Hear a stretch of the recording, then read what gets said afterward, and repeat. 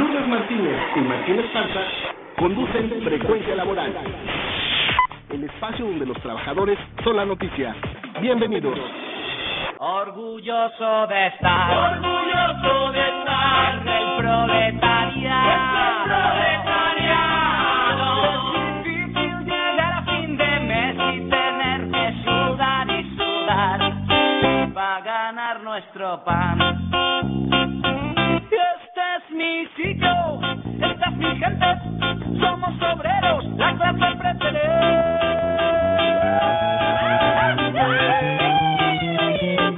Por eso, hermano proletario, con orgullo yo te canto esta canción.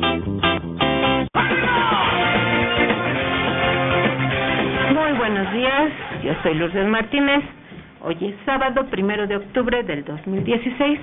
Saludo al auditorio que nos escucha en el interior del país y a quienes nos contactan en el extranjero a través de nuestro portal www.frecuencialaboral.com.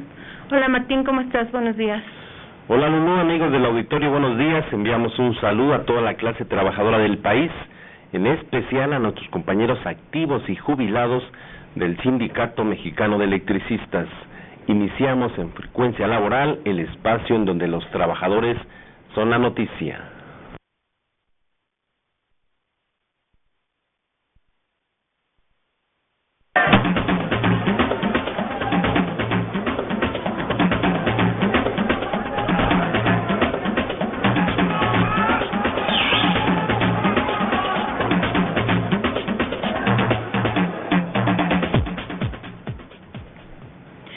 En contra de la privatización de TV UNAM y del despido masivo de sus trabajadores, el próximo jueves 6 de octubre del 2016 marcharán periodistas, comunicólogos y empleados de la televisora universitaria.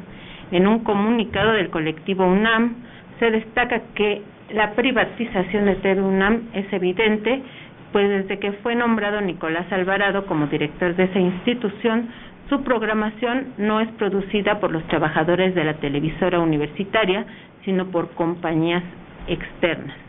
Nicolás Alvarado renunció a la dirección de TV UNAM por decir públicamente que no le gustaba a Juan Gabriel, pero su proyecto privatizador sigue, y de esta manera el dinero de la universidad y de los universitarios ha ido a parar a las arcas de compañías productoras privadas que producen programas que se pueden realizar en la dependencia. Los periodistas y trabajadores de TV UNAM reclaman también la renuncia de la señora Gina Bekelani, quien fue nombrada como encargada del despacho de TV UNAM tras la renuncia de Nicolás, pero señala en su comunicado el colectivo UNAM que esta funcionaria no tiene conocimientos ni experiencia alguna en televisión cultural. En su currículum figura como editora de la revista Examen del CEN del PRI, del Partido Revolucionario Institucional, y en el 2013 fue subdirectora de capacitación de los Centros de Integración Juvenil AC. En 2015, su último empleo, fungía como gerente de servicio a clientes en Estudios Churubusco Azteca. Por lo tanto, no tiene nada que ver con la televisión ni sabe del tema. El colectivo TV UNAM convoca también a todos los medios de comunicación a una conferencia de prensa para el martes 4 de octubre a las 9 de la mañana en las instalaciones de TV UNAM, en donde ofrecerá detalles sobre las circunstancias que los ha obligado a organizar una marcha para el jueves 6 de octubre a las 12 horas que va a ir de las instalaciones de TV UNAM a la Rectoría. El despertar del gallo. De acuerdo a la Ley Federal del Trabajo, ¿quiénes son los responsables de las obligaciones patronales cuando se utiliza una outsourcing o empresa tercerizada para contratar mano de obra? Si conoce la respuesta, llame y participe. Estamos transmitiendo en vivo y lo invitamos a que visite nuestro portal www.frecuencialaboral.com. Y en otra información, los profesores investigadores organizados en el Sindicato de Trabajadores Académicos de la Universidad Autónoma Chapingo, el STAWACH, nos invitaron a la inauguración de su 35 Congreso Sindical Ordinario, que inició el jueves 29 de septiembre del 2016. José Espino, secretario general del Sindicato Independiente de Académicos e Investigadores de la Universidad de Chapingo, dijo en el informe que presentó ante su Congreso que en la revisión del contrato colectivo de trabajo del 2016 logró evitarse el despido de aproximadamente 1,000 profesores, investigadores y trabajadores de esa casa de estudios, debido a los recortes presupuestales que planteaban las autoridades del sector agropecuario del país, del cual depende la Universidad Autónoma de Chapingo. Sin embargo, esa amenaza de eliminar personal volvió a hacerse presente con la propuesta de recorte presupuestal para el 2017 que hizo el secretario de Hacienda, José Antonio Meade, dado que se reducirá la partida para gastos del sector agropecuario. Hoy concluye el Congreso del Estawach y la próxima semana está invitado José Espino, que es el líder del sindicato, y el secretario del Exterior, Sócrates Silverio Galicia, para que nos platiquen aquí en Frecuencia Laboral, el espacio donde los trabajadores son la noticia, sus conclusiones. Cabe recordar que en el presupuesto del próximo año, la Secretaría de Agricultura, Ganadería, Desarrollo Rural, Pesca y Alimentación sufrirá un recorte de 25,500 millones de pesos. Secretaría del Medio Ambiente y Recursos Naturales de 21,600 millones de pesos, y la de Desarrollo Agrario no contará con 10,500 millones de pesos. Y en otra información, el martes 27 de septiembre del 2016, miembros de la Asociación Nacional de Usuarios de la Energía y dirigentes de sindicatos afiliados a la nueva Central de Trabajadores marcharon a la Cámara de Diputados a demandar, el asunto era demandar que se le dé trámite a la iniciativa ciudadana que presentó la Asociación Nacional de Usuarios de la Energía, el SME y otros sindicatos de la nueva Central de Trabajadores, para que el derecho a la energía eléctrica sea considerado un derecho humano constitucional. ¿Tú estuviste ahí, Martín?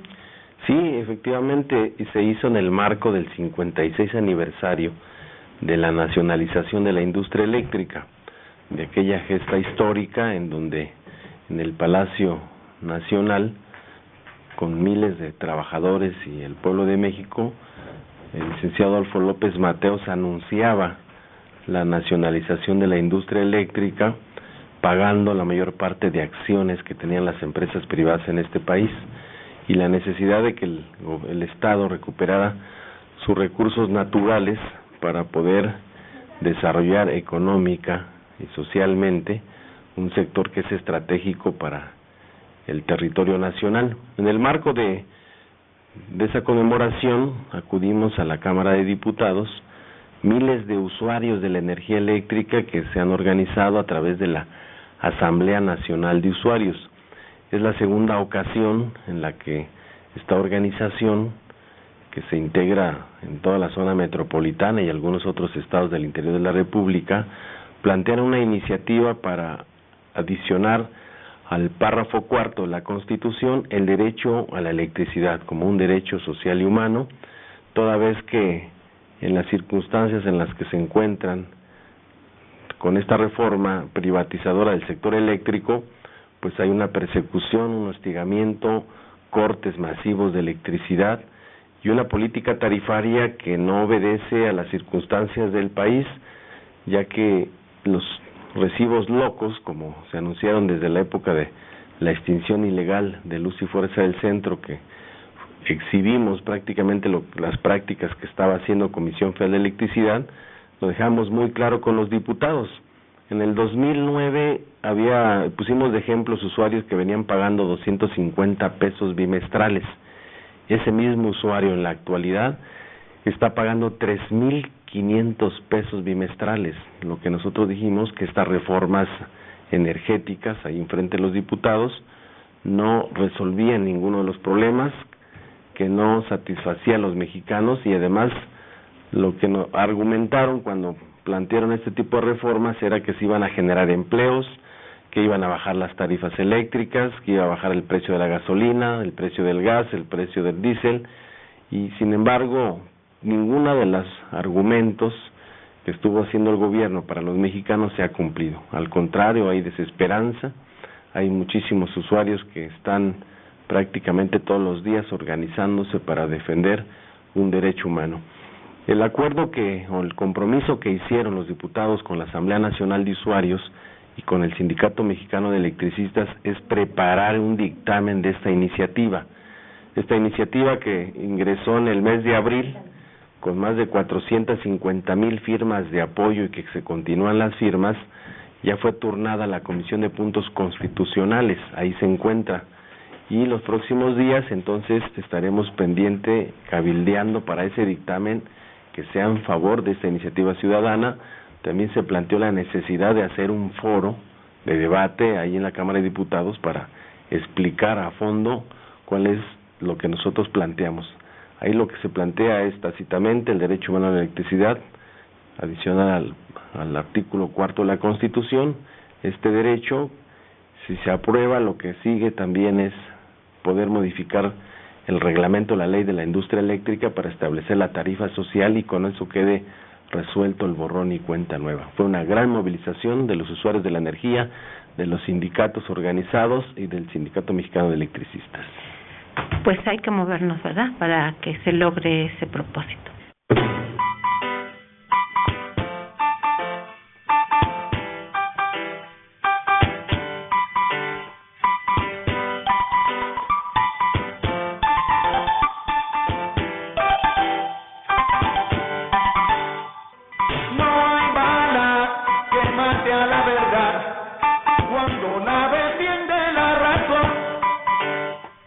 Reunámonos todos para acabar con la maldad. Muévete y pon todo el corazón aquí y allá.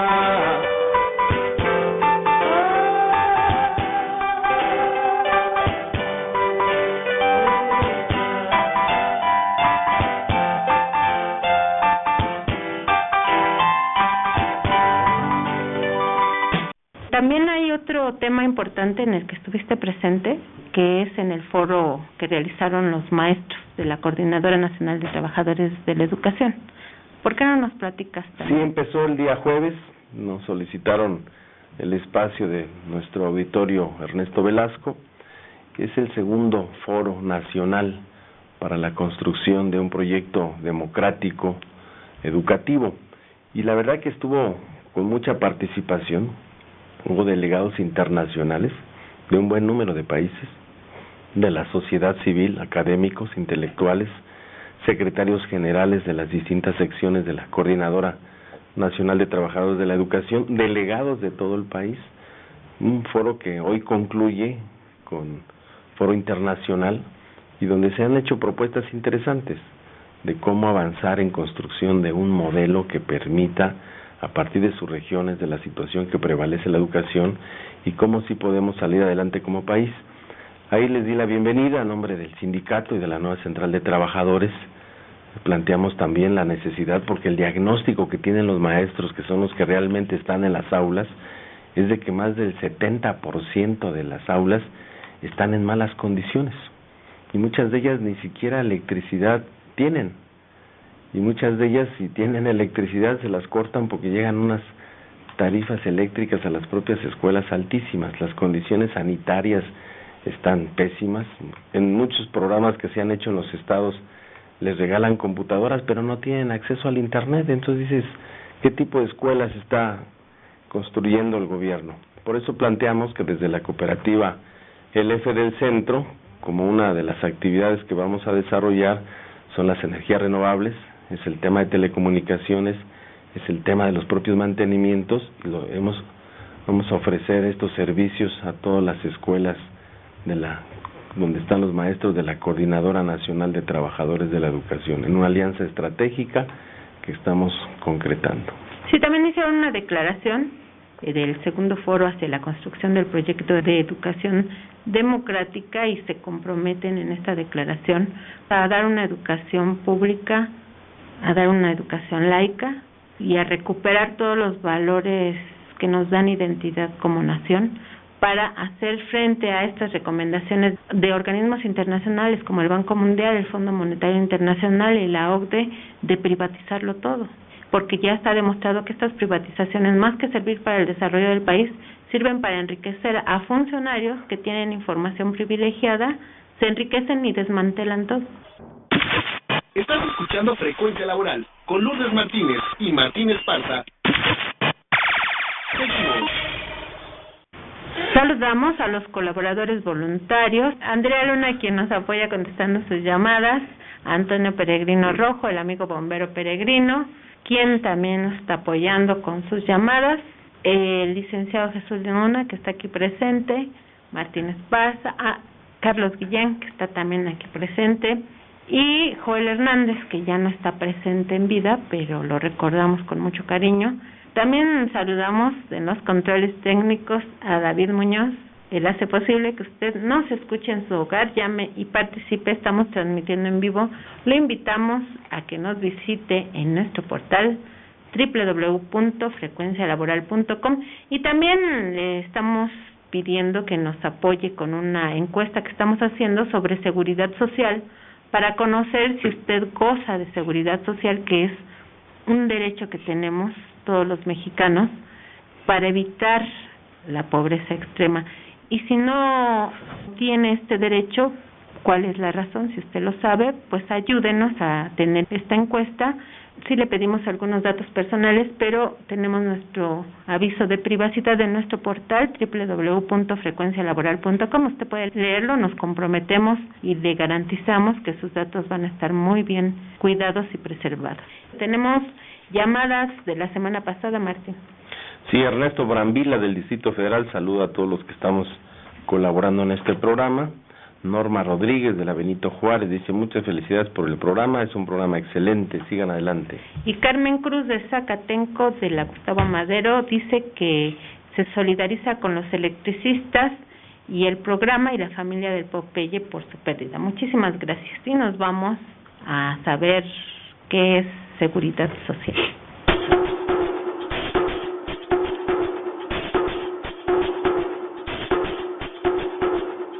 Seguridad social, ¿sabes lo que es?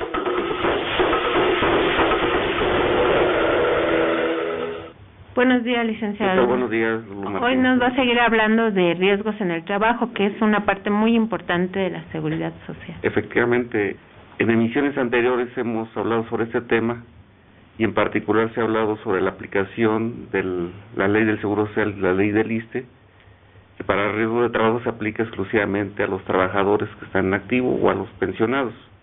En el caso de lo que menciona la Ley Federal del Trabajo es algo mucho más amplio, porque en su artículo 472 explica y especifica que los riesgos de trabajo son para todas las personas, estén o no estén afiliados a un régimen de seguridad social. Sabemos que en este país hay muchas empresas que no afilian a sus trabajadores, y entonces esta aplicación es para todos ellos. Y esto va relacionado con el artículo 475 bis de la propia Ley Federal del Trabajo, que especifica que el patrón es el responsable de la seguridad e higiene en los centros de trabajo y de la preservación de que se eviten los riesgos de trabajo. Para el caso de que el patrón no hiciera esto, la propia ley estipula una serie de normas, de sanciones en contra de los patrones, como aumentar, por ejemplo, el pago de indemnización a los trabajadores. La ley establece que en el caso que un trabajador pueda quedar incapacitado para laborar, que no le den la incapacidad total, se le tendrá que dar 1,750 días de pago de indemnización. Eso no se da cuando tiene asegurado o tiene seguro social el trabajador, pero son medidas que muchas de las veces los trabajadores no lo conocen, no lo exigen. Y en ocasiones, bueno, a mí me ha tocado ver en lo personal con trabajadores, principalmente en ciertas áreas como en la construcción, como son pequeños empresas de servicios o grandes empresas de servicios que no aseguran a sus trabajadores, que los trabajadores llegan a tener un riesgo de trabajo, tienen accidentes y no les cubren esa indemnización o les llegan a cubrir cualquier cantidad ridícula por ese concepto. Sí, licenciado Luna, me estaba explicando el maestro José Cardosa, que es maestro de bachillerato, pertenece a la CENTE, pero es abogado laborista también, que muchos patrones no afilian a sus trabajadores porque creen que con eso se van a liberar del pago de una indemnización en caso de accidente. Y dice, es peor para el patrón no afiliar a su trabajador al IMSS o al ISSSTE en caso de que sea gobierno. ¿Por qué? Porque la ley dice que el patrón es el responsable del accidente. Es decir, aunque el trabajador no hubiera usado el casco o no hubiera tomado las medidas de prevención, el responsable es el patrón.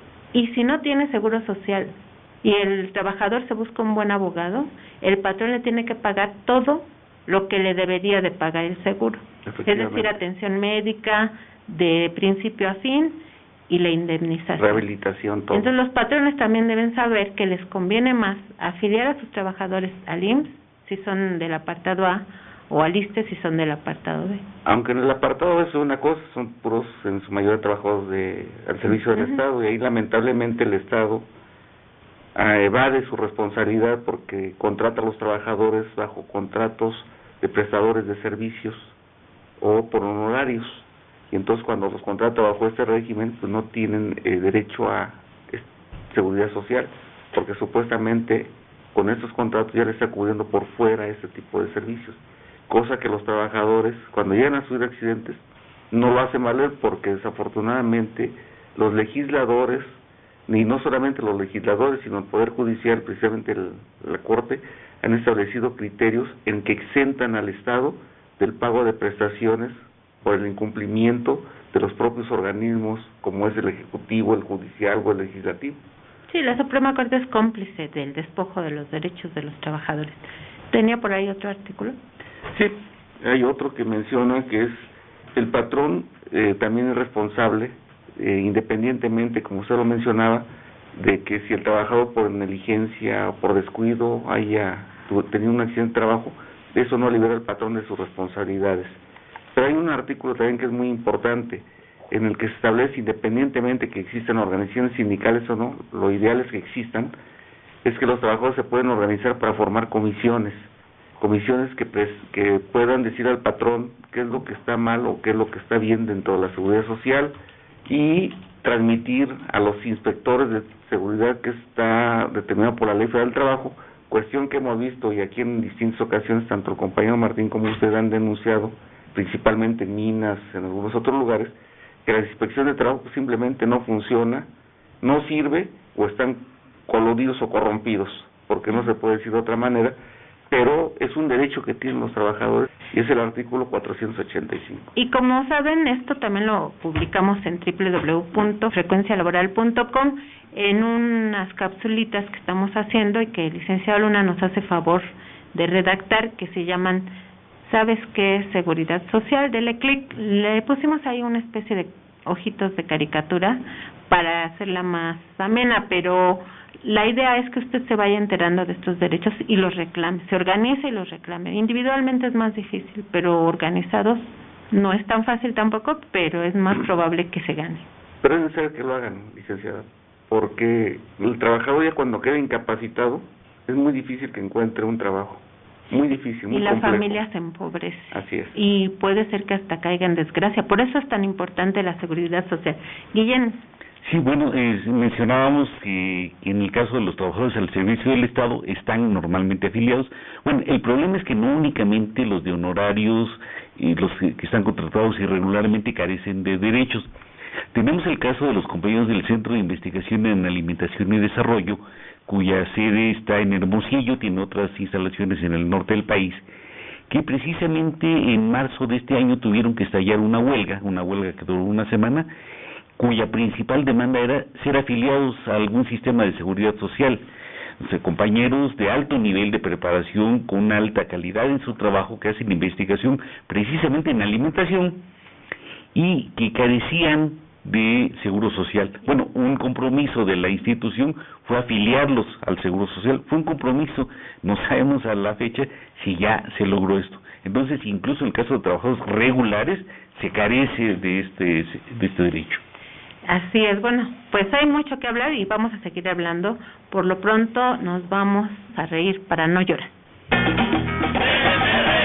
mamá, para no llorar, déjeme cantar, para que la pena no duela tanto.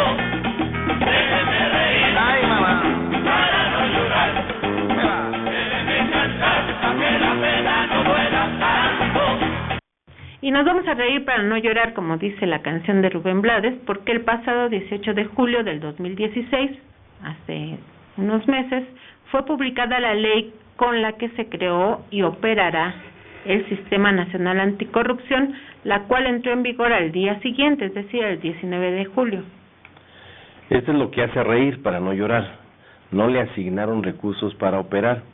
En el proyecto presupuesto 2017 que presentó el secretario de Hacienda, José Antonio Meade, no le asignaron ni un peso al Sistema Nacional Anticorrupción. Ya habíamos señalado aquí en Frecuencia Laboral, el espacio donde los trabajadores son la noticia, que el Sistema Nacional Anticorrupción de por sí tiene muchas carencias, tiene muchos problemas y varias patas cojas que impedirán castigar realmente a funcionarios corruptos. Por ejemplo, el presidente nombrará a ministros del tribunal que castigarán la corrupción. El presidente nombrará a todos los funcionarios que conforman el sistema anticorrupción y son ratificados por los senadores que no entregaron cuentas por más de 1,000 millones de pesos en su presupuesto 2014, según la Auditoría Superior de la Federación. Y el presidente, senadores y diputados mantienen su fuero, no serán procesados. Tampoco incluyeron la figura de conflicto de interés para el caso de asignación de contratos a amigos, familiares y empresas propias, o por recibir regalos millonarios en efectivo o en bienes muebles e inmuebles. El Sistema Nacional Anticorrupción, que se creó con la reforma del artículo 113 constitucional, podrán participar ciudadanos y organismos no gubernamentales y emitir recomendaciones a los funcionarios públicos para prevenir y evitar la corrupción, pero las autoridades no estarán obligadas a hacerles caso, es decir, sus recomendaciones no son vinculatorias. Y ahora nos salen con que no le asignaron presupuesto para operar. Entonces, por todo eso, decimos nosotros que el Sistema Nacional Anticorrupción es de papel. Todo fue dicho en tiempo y forma en nuestro portal www.frecuencialaboral.com. Usted póngale ahí Sistema Anticorrupción en Google y enseguidita www.frecuencialaboral.com, le da clic y le sale todo lo que hemos publicado sobre este sistema que en realidad está cojo, manco y tuerto. Estás escuchando Frecuencia Laboral con Lourdes Martínez y Martín Esparza. Seguimos. Tenemos llamadas. Víctor Manuel García Salinas dice que la devaluación del peso no es por el efecto Trump, porque países como Brasil o Canadá no fueron afectados. Él cree que la devaluación es por la especulación de los millonarios que compran dólares en grandes cantidades. Guadalupe Rosas, de Iztapalapa, me pregunta, dice que hablé sobre las casas adquiridas de los trabajadores, que si ya se arregló esto o se sigue viendo. ¿Qué podría decir al respecto? Bueno, del tema de las casas adquiridas de los trabajadores, eran promedio de 4,600 trabajadores que teníamos crédito de vivienda, quedó en el acuerdo con el gobierno la condonación de todos los créditos. A partir de ayer se inició el proceso para que los trabajadores puedan iniciar sus trámites ante el notario público y poder deshipotecar y tener ya su testimonio, que eso es lo que le da seguridad del inmueble y parte del patrimonio de sus familias. Ayer acudieron 800 trabajadores, todo lo estamos haciendo en un programa que inició ayer en el sindicato, hoy continúa, mañana están en Toluca y van a recorrer los estados donde tenemos mayor presencia de trabajadores para que ya se inicie todo este trámite. Bueno, pues esos son, digamos, los logros que se pueden obtener con una organización firme y decidida a luchar por sus derechos. Muchas veces se quedan en el camino, ¿no? Los trabajadores cuando están luchando prefieren desistir, simplemente ya no tienen la fuerza, porque también se requiere mucha fuerza y recursos económicos para los abogados. Pero la verdad es que vale la pena, porque en este caso pues han rescatado mucho más de lo que querían darles, ¿no? Que pues prácticamente los querían dejar con una muy baja indemnización. Ahí está el caso de los que sí aceptaron liquidarse y creyeron en las promesas, terminaron por aceptarlo, pero valió la pena 7 años de, a veces hasta de desesperación, pero se logró. Sí, es muy importante señalarlo porque es uno de los temas muy sentidos. Los trabajadores a lo largo de todo el tiempo decían, ¿y qué va a pasar con mi casa? Porque el gobierno de Calderón, antes de irse, un día antes de largarse, nos demandó ante la Junta Federal de Conciliación el pago de todos los créditos de vivienda. Y sin embargo, pues aguantamos y hoy ya es un tema acordado ante la Junta Federal de Conciliación y Arbitraje. Se acordó ya ante el Sistema de Administración y Enajenación de Bienes el procedimiento para prácticamente deshipotecar y hoy ya es una realidad. A él habría que demandarle, meterle juicio político por haber sido presidente de la República y ahora estar sirviéndole a una empresa transnacional como empleado, ¿no? Iberdrola, una filial de Iberdrola, que por cierto es de las empresas más beneficiadas en el sexenio de Fox y de Calderón, con permisos para generar electricidad, traen ya casi 4,000 megawatts de capacidad instalada. Sí, y ahí está, ¿no? Lo que decíamos, están coludidos y el Sistema Nacional de Anticorrupción ni siquiera le dan presupuesto para que opere. O sea, realmente no quieren acabar con eso, porque es la corrupción es la forma más fácil de que una transnacional se apodere de los bienes nacionales. Compra a estos funcionarios que tienen alto nivel, con capacidad de fírmele aquí, y ya, no tienen que hacer más. Derecho y justicia para los trabajadores.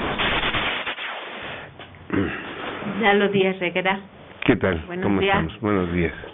Hoy, ¿de qué nos vas a hablar? Bueno, precisamente de la seguridad en el trabajo, accidente de trabajo, el día de antier, el día jueves, finalmente el Seguro Social, como ya lo habíamos comentado, pretendiendo ya anticiparse a la resolución que iba a emitir la Junta, en este caso el tribunal, porque nos fuimos al amparo.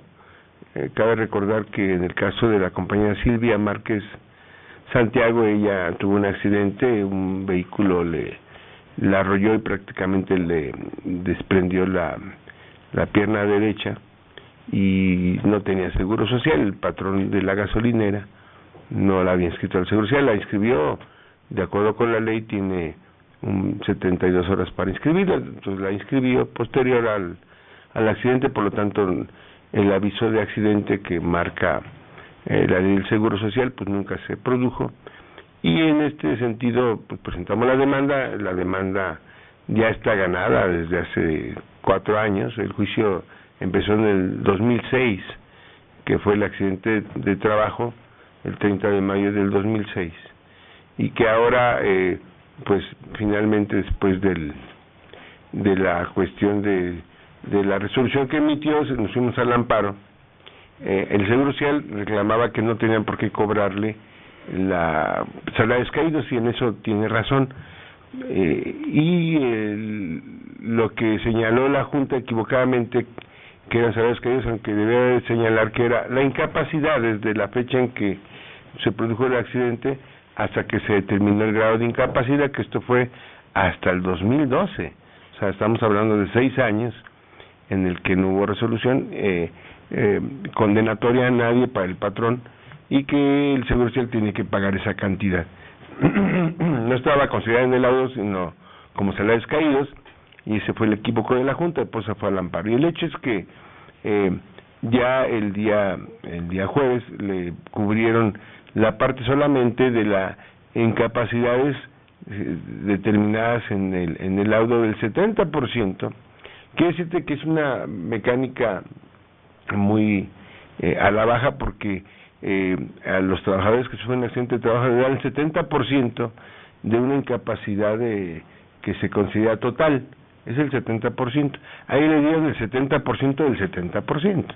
Entonces, sobre el salario mínimo, pues está cobrando ahora, actualizado con el Índice Nacional de Precios, va a recibir una pensión de 1,800 pesos, ¿sí? Entonces esa se la juntaron lo que le pagaron en la Junta el jueves.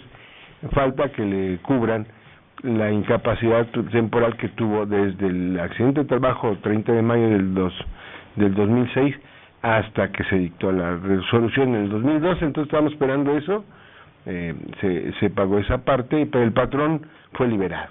El patrón omiso fue premiado porque no se le condenó a nada.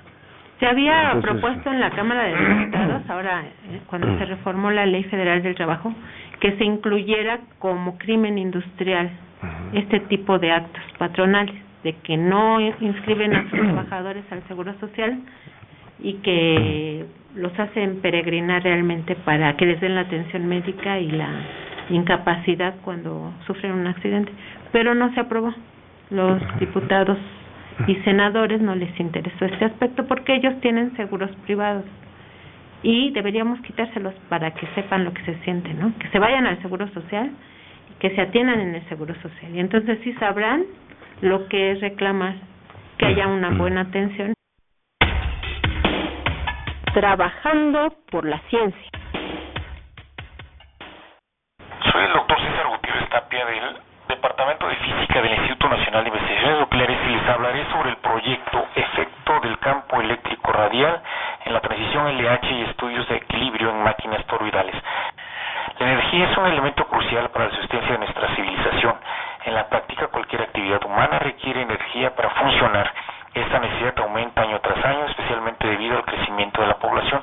Hoy en día el petróleo, el gas y el carbón son las principales fuentes de energía debido a su bajo costo de producción y alta capacidad energética. Sin embargo, eso no representa una opción a largo plazo. Una alternativa más sustentable viene dada por el uso de las energías renovables, como lo sería la energía de fusión controlada. No tendríamos el problema de las emisiones de CO2 en la atmósfera y además se tendría una baja producción de residuos radioactivos. La fusión nuclear es el proceso por el cual dos o más núcleos atómicos ligeros se fusionan para formar un único núcleo más pesado. Este proceso es acompañado por la liberación de grandes cantidades de energía. La fusión es la fuente que proporciona la energía de las estrellas como nuestro Sol. Básicamente el proceso consiste en calentar a grandes temperaturas una mezcla de dos isótopos de hidrógeno hasta una temperatura de 150 millones de grados centígrados, temperatura en la que se encuentran en un estado llamado plasma. En ese estado las partículas están ionizadas, es decir, con carga, y se aprovecha este hecho para confinarlas usando un campo magnético. Una de las principales dificultades de la fusión precisamente ha sido cómo poder confinar el plasma a temperaturas tan altas. Confinar el plasma en la fusión nuclear es entender cómo confinar de manera óptima la energía de las partículas, considerando los choques entre las partículas y las perturbaciones de la densidad y temperatura del plasma ocasionados por las fuentes externas de calentamiento. El proyecto bajo mi cargo se dedica a estudiar los diferentes mecanismos de transporte que eviten se pierdan la energía y el número de partículas. El proyecto se realiza en colaboración con la UNAM, el CIEMAT de España y el Instituto Kurchatov de Rusia.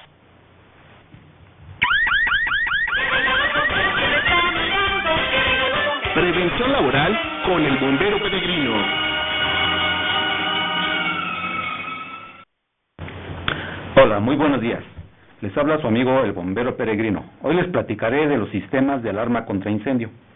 Aunque un sistema de alarma contra incendio puede tener varias funciones, su fin principal es notificar a los ocupantes de un edificio para que evacúen y den aviso al cuerpo de bomberos sobre el incendio. El sistema puede activarse de diferentes maneras. Una de ellas es por medio de estaciones manuales de alarma. Estas se encuentran en la pared de pasillos junto a las escaleras o elevadores. Son pequeñas cajitas con un cristal delgado y un letrero rojo que dice alarma de incendio.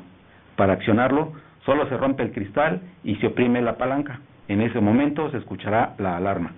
También hay detectores de humo y detectores de calor que activan al sistema de rociadores o sistemas de supresión de incendio por gases inertes.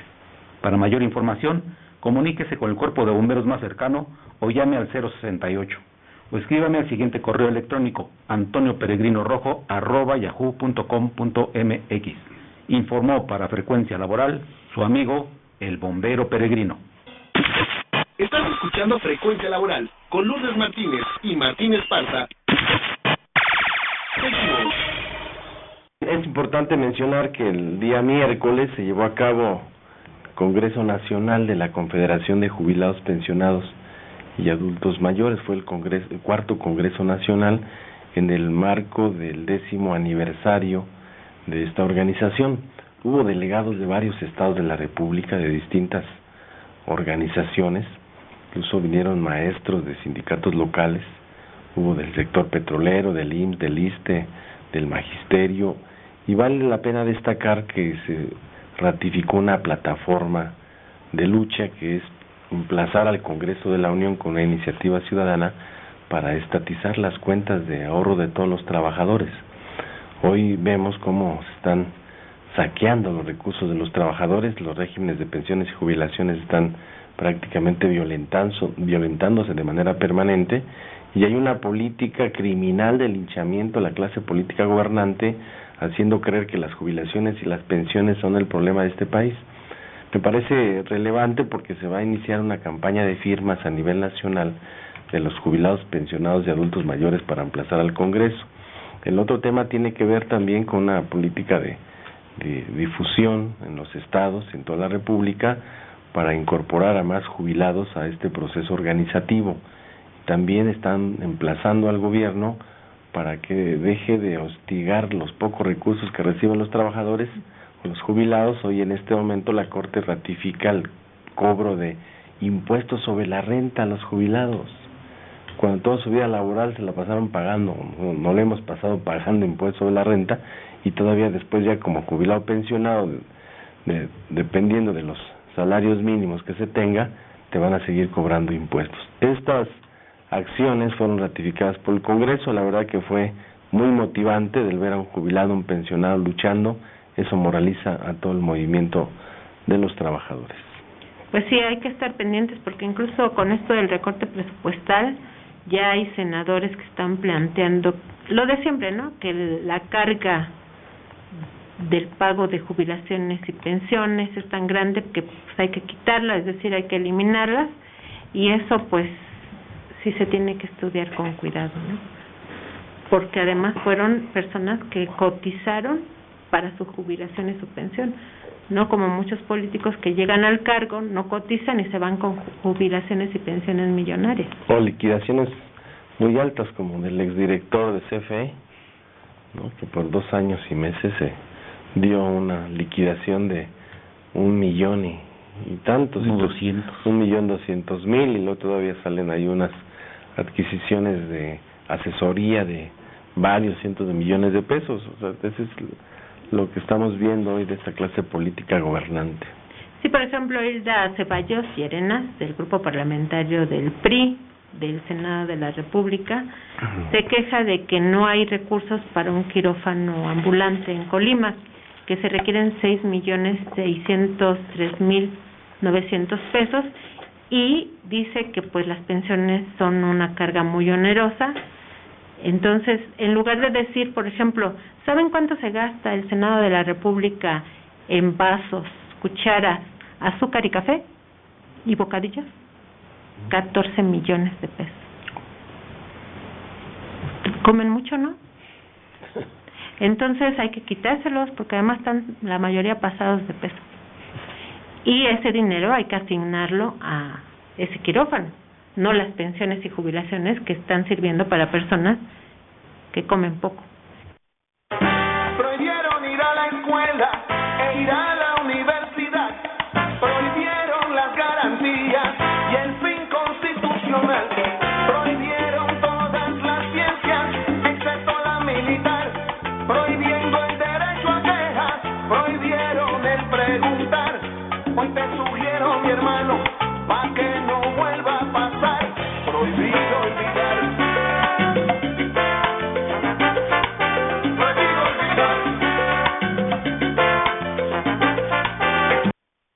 Prohibido olvidar que mañana es 2 de octubre, no se olvida. ¿Por qué? Bueno, el más grande movimiento en la década de los 60 fue el movimiento estudiantil popular. Fue un movimiento por la transformación del país. Si bien empezó por problemas, pues hasta cierto punto normales entre los estudiantes, derivó en un movimiento por la transformación democrática del país. Podríamos decir que México no sería hoy lo que es sin el movimiento estudiantil popular, que lamentablemente creció tanto y llegó un momento en que estaba a punto de ingresar importantes destacamentos del movimiento obrero, que la respuesta gubernamental fue la más brutal represión el 2 de octubre en la Plaza de las Tres Culturas. Muchos de los movimientos que aún hoy están, muchos de los sindicatos que estamos en lucha, surgimos precisamente del movimiento estudiantil popular de 1968. Y me parece que la mejor forma de homenajear a los caídos en la Plaza de las Tres Culturas es continuar su lucha, y su lucha por la transformación democrática del país, pues yo diría continuarla hasta la lucha por la transformación revolucionaria del país. En la actualidad las circunstancias que vive nuestro país son similares o muy complejas como las que se vivieron en el 68.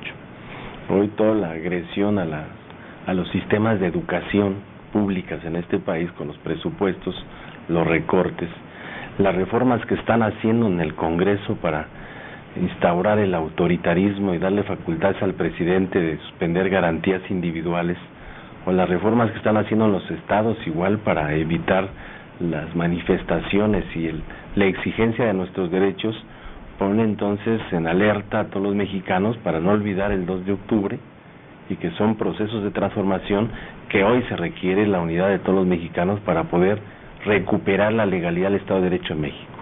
Así es, y tenemos otra información muy importante que también deriva de una represión, una masacre, que fue la que sufrieron los habitantes de Nochistlán, en Oaxaca, el 19 de junio de este año, del 2016.